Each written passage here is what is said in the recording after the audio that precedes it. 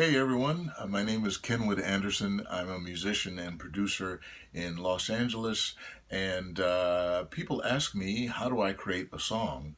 How do you start with nothing and end up with a full finished song? How do you do it? I will show you. I decided to do a making of video of one of my songs from my first album. It's called Strollin', and it's a smooth jazz song.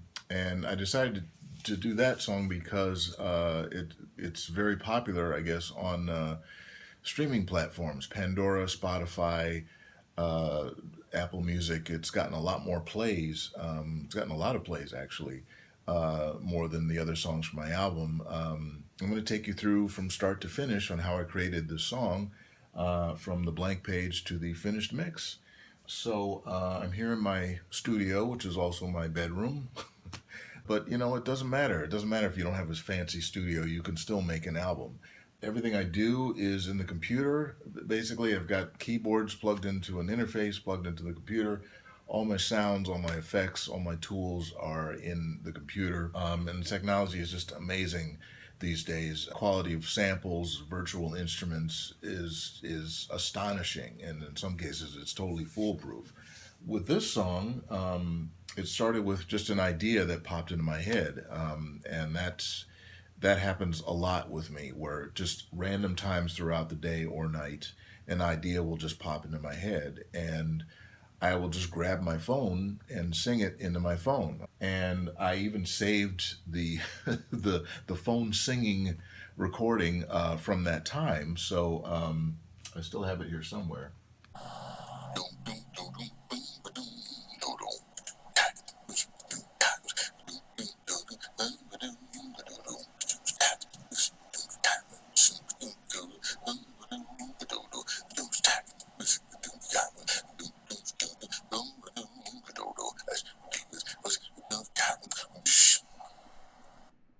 Yeah, so that's the actual, the voice recording I made of the idea that sparked that song.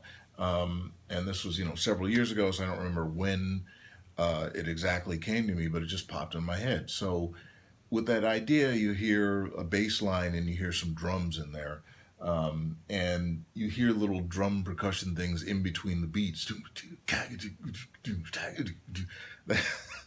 That's how I roll. That's what goes on in my head. But that tells me that, okay, there's going to be some percussion in there, or some loops or something going on in between the drum beats. So from that idea that's on my phone, it's just bass and drums. And how can you create a whole song from that? Well, from the bass line, I can tell by what, if the bass line is major or minor, that determines what chords should go with it. I just had that idea. That's all that came to my head. I sang it into my phone, and then later when I got home, got in the studio and opened up a session, and then I could start working on the song. So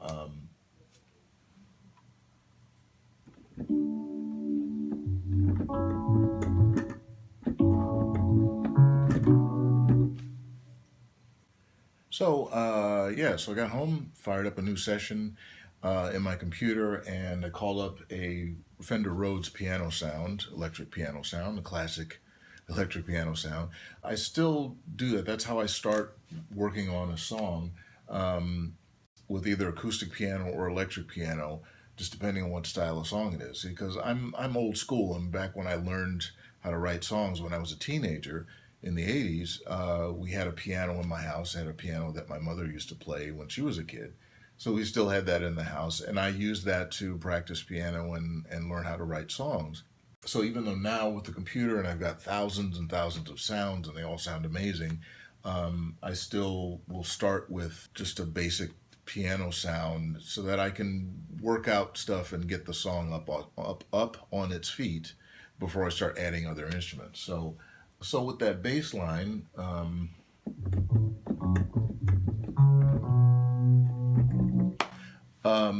that's the bass line I was hearing. So I just would, get the Rhodes out and figure out the chords.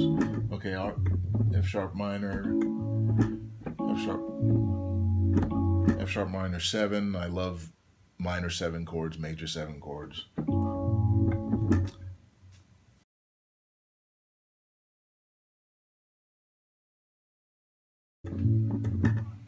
Hi. So, I called up that basic sound. So I got thousands of sounds on my computer, but when I'm starting to write a song, I like to just get one piano sound and then start noodling around with that and figuring out what the song might be, putting it together before I start adding other sounds. So I make the duck face, the funk face sometimes when I play. It's annoying. Sorry.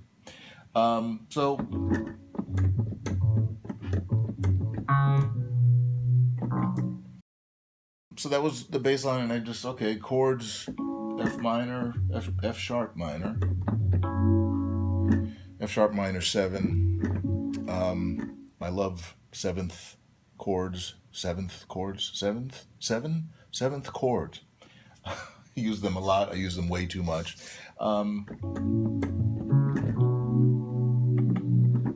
F sharp minor to B minor 7.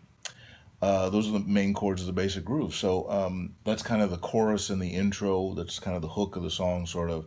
And then later I did a verse section, which was the same chords actually. I just changed the bass line a little bit. I'm going to stop leaning over like this because it's uncomfortable. Also, by the way, like I said, song ideas pop into my head at any given time, and it's totally random. I could be stuck in traffic. Oh, come on, idiot! What are you doing? I could be shopping. This is a really bad idea. I could be sleeping. It always seems to happen when I'm away from my home studio.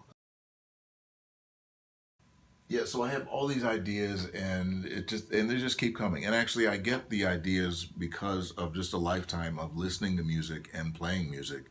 I'm primarily a drummer. That's my first instrument, but I played keyboards a lot too, and I always dabbled with writing songs my whole life. And now,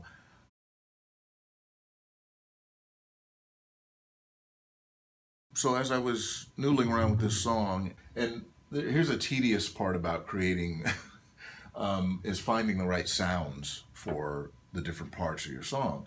Sometimes it can take a long time because you've got thousands of sounds in the computer, and you literally just have to go through and listen to each one until you find one that works. So I'm not going to do that here, but basically I found.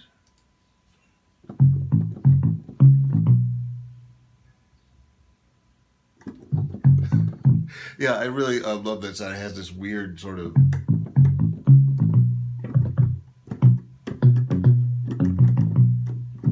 Has this sort of, it's like kind of sounds like a pick bass. It sounds like a bad sample of a pick bass sound, bass played with a pick or something. But it was cool. I like the little twang that it has, and it just worked for this sound. So.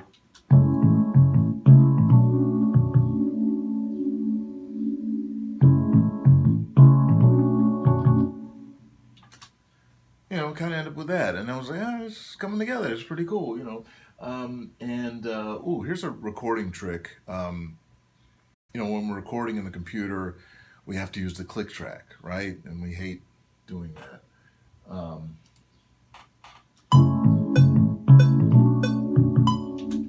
It's a horrible, annoying sound. So what I do, and I thought of this because I'm a drummer, I thought of why not just use the hi-hat sound as a click, and I do that a lot.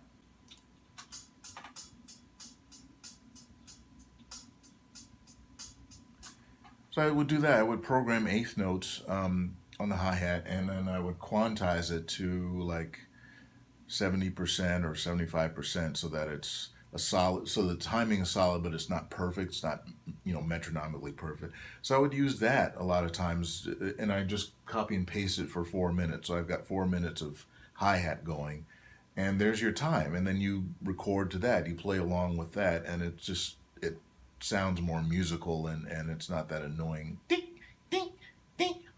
So I end up with this.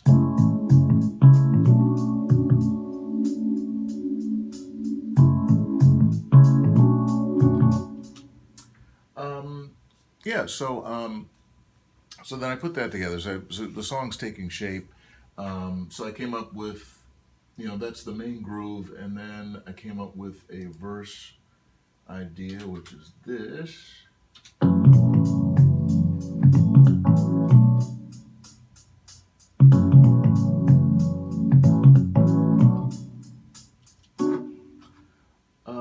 Yeah, so it's the same chords again, F sharp minor to B minor, 7, 7th, 7. I'm forgetting all my music theory. Yeah, so same chords in the verse, but I just changed the bass line. And that's something that I like to do too, so that you don't have the exact same thing playing through the whole tune. You've got A section has this bass line, the B section has that bass line, that kind of thing. Break up the monotony. And then I thought of a B section, which goes a little something like this.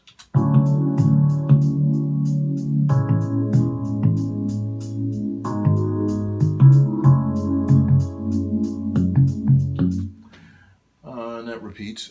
So B section, going to different chords, which is oop, wrong sound. You cannot play chords on your bass sound. You cannot do that. So that was probably a D. So that's a D major 9 I used.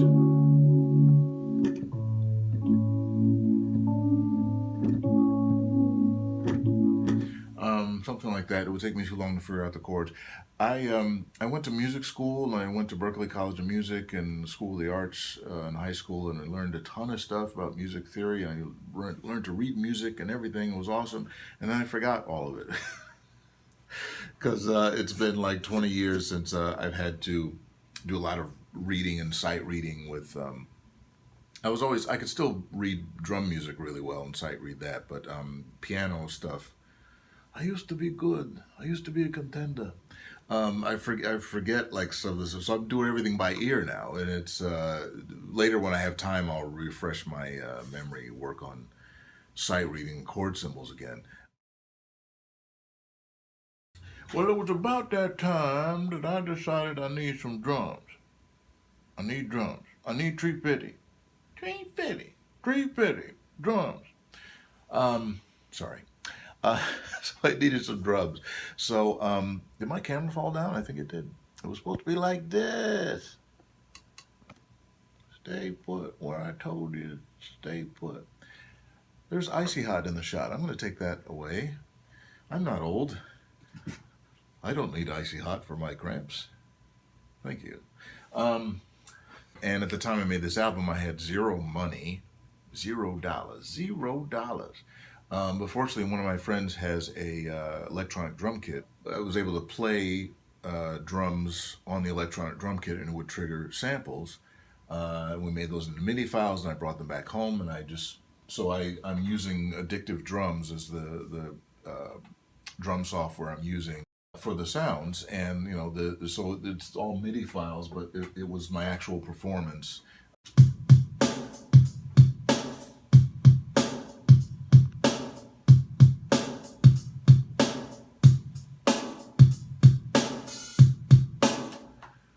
Did I do? And I think probably around that time, well, it was about that time that I needed a melody.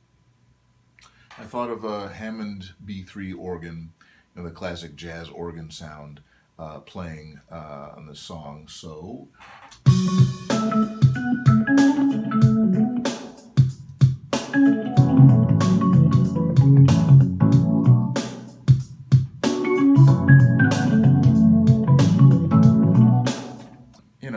I was listening to Jimmy Smith and Larry Golding's, Joey DeFrancesco, Jimmy McGriff. I was listening to jazz organ players, I think, around the time that I was working on this song, so it must have popped in my head, yeah, I need an organ to play this tune.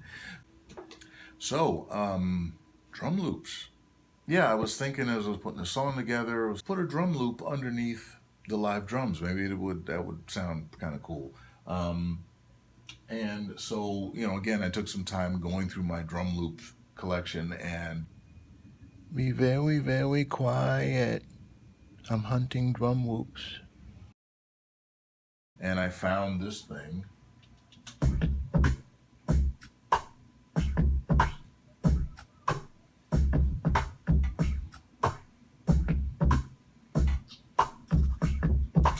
Kind of makes me do that. It just has this weird sort of feel to it. But it was really fun, and I added some effects to it. I can't remember all the stuff that I put on it, but I probably put 2 or 3 different effects on it to give it that flangey, twangy kind of thing. So then that's playing underneath.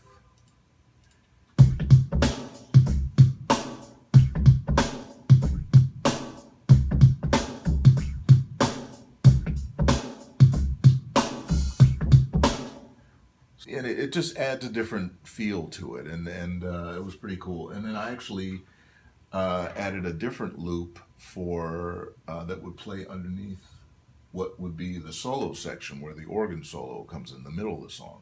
So here is transitioning from one loop to the other.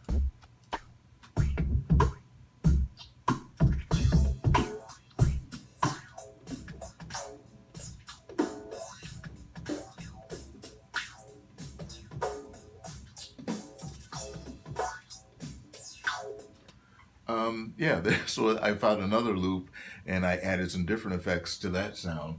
And so that second loop plays under the organ solo, and then it goes back to the first loop for the rest of the song. So melody, I had a second melody played by a synthesizer in the B section of the song.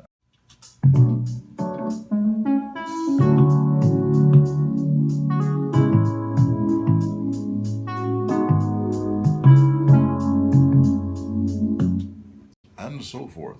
And the reason I decided on a synthesizer playing that melody is just to, again, break up the monotony. I like to have a variety of sounds going in and out of the song. I may not have this much variety on, say, an R&B song or pop song or something, but for smooth jazz where it's all instrumental, I think it gives you a little more freedom to add some more sounds if you want to, if you need to. When I do smooth jazz music, I like to. It's supposed to be smooth and soothing and relaxing, but I also like the up-tempo songs. I want them to be interesting to listen to and a little exciting. So I don't want them to be too monotonous, too boring all the way through. So I have just little touches like this, and it's just my own personal preference. You can do what you want, but anyway. So that synth melody is the ARP 200, the ARP 2600 V.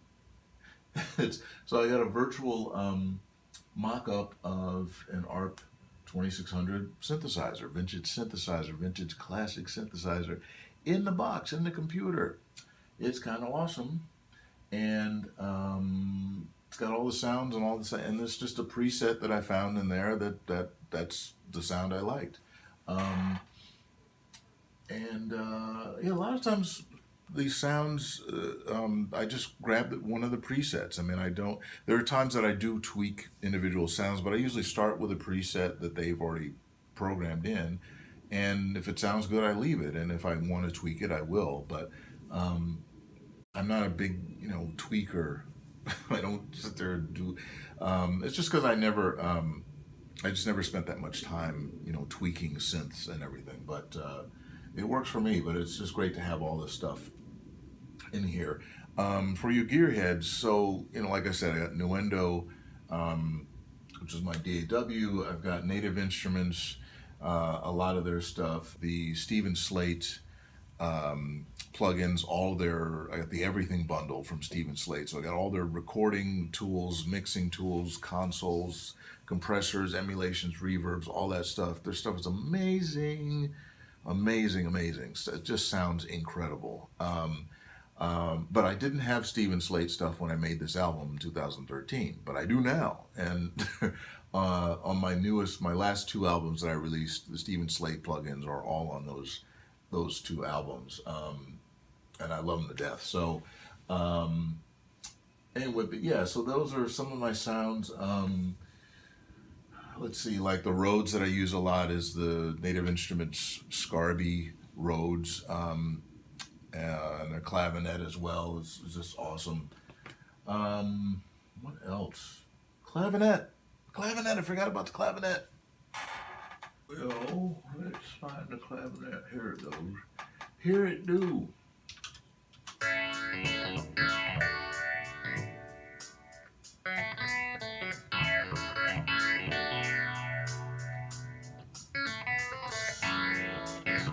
Sorry, that was an ugly face. But you can make an ugly face when it gets a little funky like that. Oh. So I love me some clavinet. Stevie Wonder, Herbie Hancock, all them dudes. I mean, if you were a keyboard player, especially in the 70s and 80s, you had to know how to play clavinet. There's keyboard players that knew how to play clavinet, and guys that don't. I kind of don't, but I'm working on it. But you know, just I'm having fun just working it. And that sound like I tweaked the presets a lot to sort of thin it out and give it a sort of a twang to it so it would sit in the track a certain way. It just gives it a little funkier kind of a...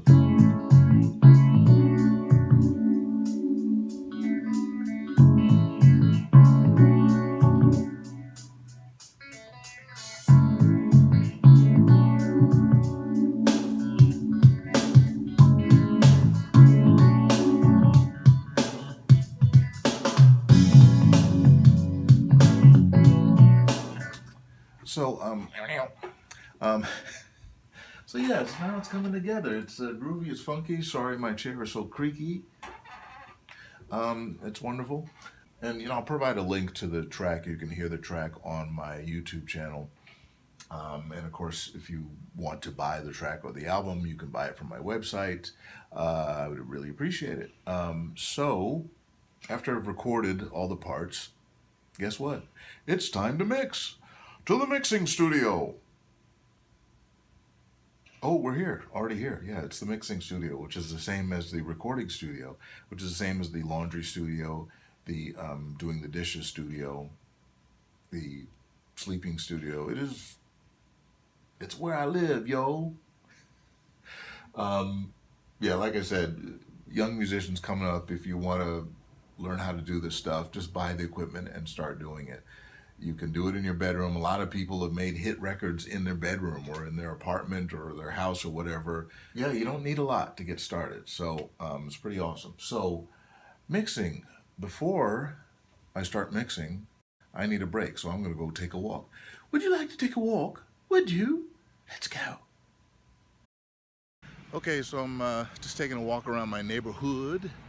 And it's just a big help for me to get outside and get some breath of fresh air, get some breath, and you know, it just gives me more ideas, or just refreshes my brain. As I said, refreshing, and sometimes I'll get different ideas about what to do, you know, fixing problems or ideas for next part of a song or anything, or maybe not. Maybe it won't give me any ideas at all, but it just really helps me to take a break.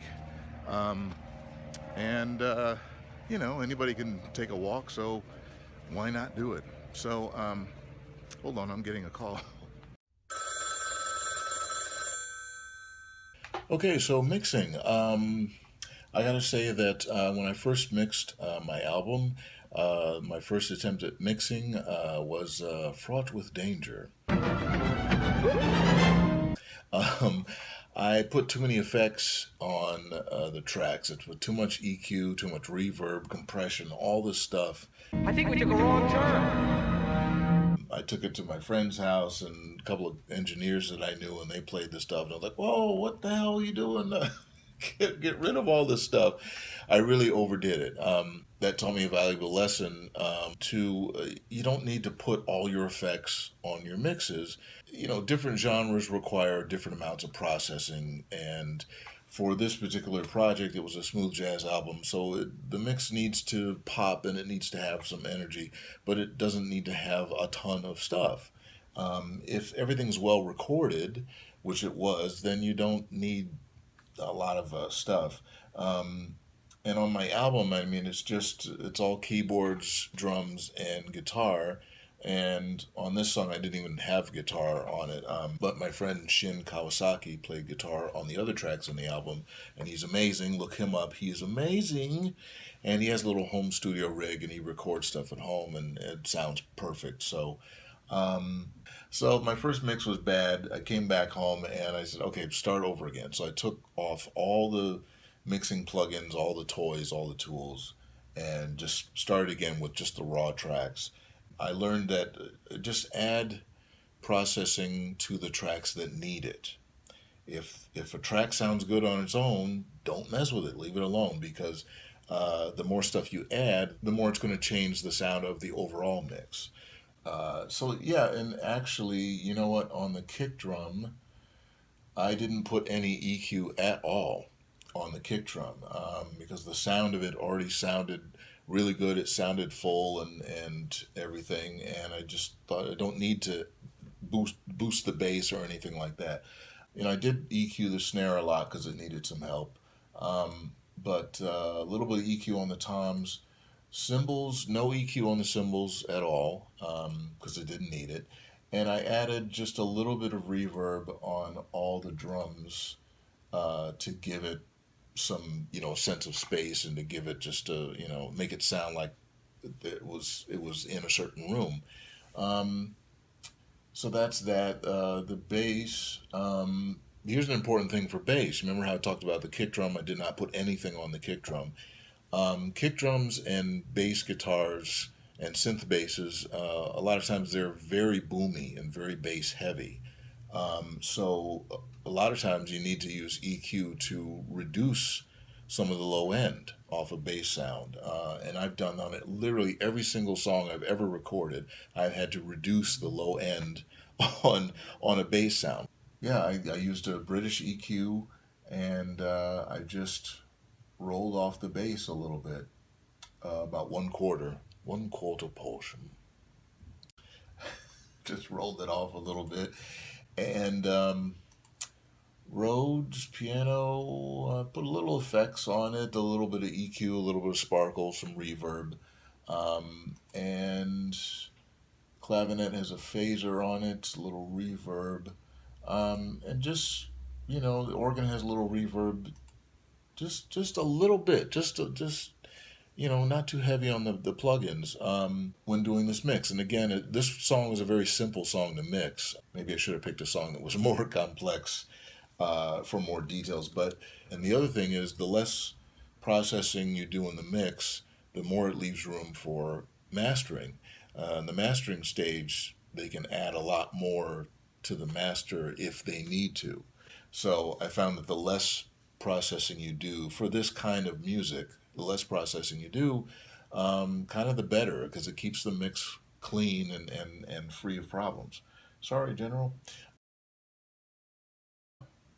Yeah, it's so I don't have any like special tricks for the mix or whatever, but really, less is more a lot of times. I'm a fan of a lot of engineers that worked on a lot of hit records. Probably my favorite engineer in the whole wide world is Al Schmidt, and he's done jazz and rock and pop and everything you can imagine. And he talks about less is more, and he records things in a certain way to get things to sound right when recording. But when mixing, he doesn't need to tweak a lot of stuff and turn the knobs and everything. And he just does a little bit to get it there, and then leave it alone.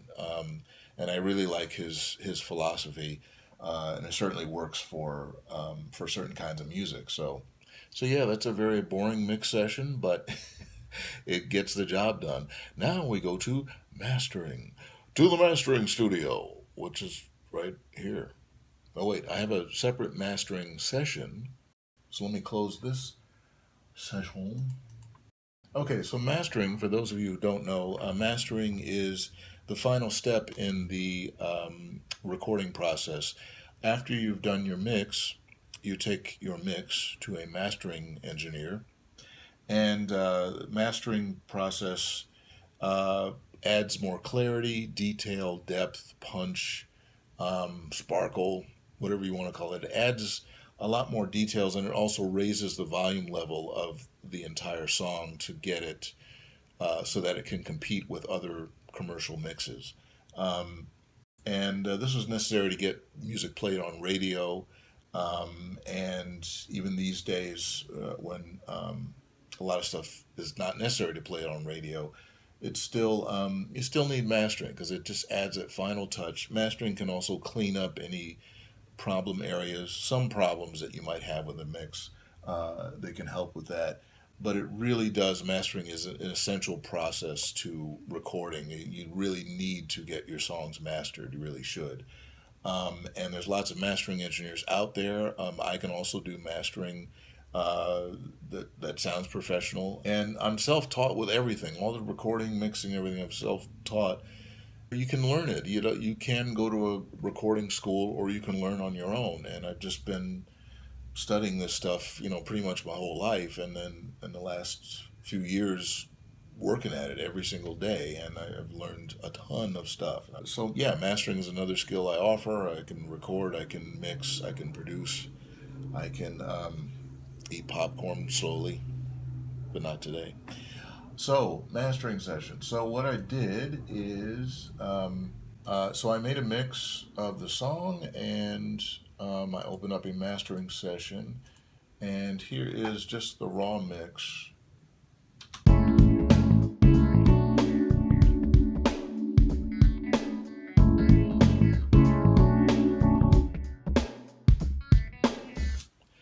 And then I added some mastering stuff. Glasses on. Let's see. Sometimes the mixes need a little bit more high end to brighten it up. It's just something that happens sometimes, a lot of times actually. Because when you're mixing stuff, and a lot of times I'll do a mix, and then I'll listen to a CD or a recording of music that sounds similar, and I'll notice that wow, that other recording sounds brighter than mine. I do need to brighten some. So I did another British EQ just to add some brightness, just a preset, and just a little bit of little treble, just a bit of treble. When you use British EQ, you must talk in a bad British accent. Mastering. Now, one of the mastering plugins, which is called an AMT Multimax, use a mastering plugin and just play with it, and select a preset and listen, and then tweak it a little bit. And so I don't really have any other secrets for mastering. It's just getting to know the plugins that you have and trial and error and listening to stuff. Added some more punch. I added some more clarity, and you use your ears and you use your professional judgment. Not professional. Use your personal judgment, your personal preferences, and a lot of trial and error and experimentation and experience. So you just gotta get in your studio and work on it every day or whenever you have free time. And so here is the raw mix with nothing on it.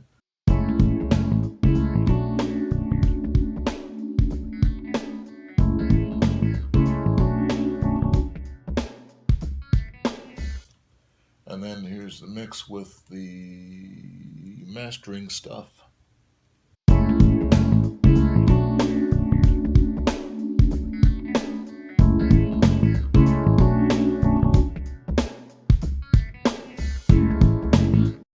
So, that's pretty much it. It depends on the project. It depends on the kind of music that you're working on. Some projects require a lot more work than others. I use this to show you how simple, a mixing, recording a song can be simpler than you think as well. They all require a lot of work and time spent. But I also got lucky with this song, even the way all the parts were recorded. I didn't have to ride the faders too much or adjust the volumes too much. I could just pretty much set the levels, and it was done. I did listen to the masters. I listened to at my friend's house. I have a couple of friends that have great ears and great equipment to test mixes, and my buddy Jim Burt is a musician and editor. He worked on a lot of movies and TV shows as a sound editor and a music editor. Incredible jazz piano player back in the day. And he's a total movie nut, has this amazing home theater system. And he has the best ears in the world. I mean, just amazing ears and taste in how things sound. And when I bring my mixes over to his house and play them, his equipment really tells the truth. It lets you know right away if something's wrong, if you need to start all over again, or if something sounds good. And it just, I knew that when the stuff sounded good at his house, then I knew that, okay, it's done, leave it alone. And a lot of people test mixes in their cars. I don't, because my car stereo sounds terrible. It sounds good, but it has a lot of bass hype in the mix that you can't get rid of no matter how much you turn the EQ off. It's just this heavy, huge, heavy bass. It's disgusting. It's disgusting. So I can't use my car stereo for that. The things sound okay in my apartment. I got really good speakers, but my acoustics in my apartment are pretty bad. So I use the speakers for monitoring, but for mixing, I use these. What fell down? Audio-Technica ATH-M50x headphones. They're awesome. They're my favorite headphones. I love them, and they're only about $160, so they're not too expensive. But they're like, I'm set for life. They changed my life. A lot of my favorite engineers used them and raved about them. And they're just they're very, very balanced. They're not overly hyped, but you can hear everything. You hear so much detail, and they sound fantastic. The low end sounds great, the high end, the mid range, and you hear a lot of detail.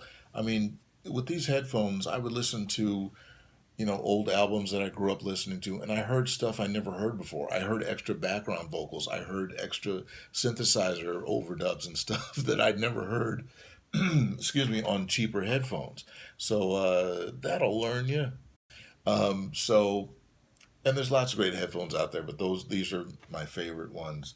It can really help by checking your mixes on a great pair of headphones, not earbuds, because those are. Yeah, so there's there you go. What else could I possibly say?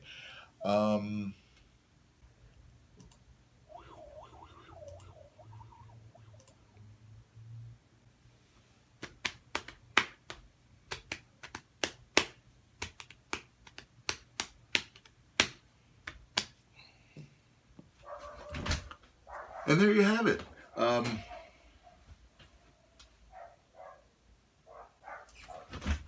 And there you have it. That's how I create a song from start to finish, kind of, sort of. That's how I roll. Anyway, thank you for watching. I hope you enjoyed it. Please subscribe to my channel if you haven't already. Thank you very much. I promise to have more videos coming out, behind the scenes stuff about creating albums, ideas and thoughts and concepts about the new music business and all this scary stuff going on out there for music. But if you're a musician, keep doing what you're doing. Learn more things.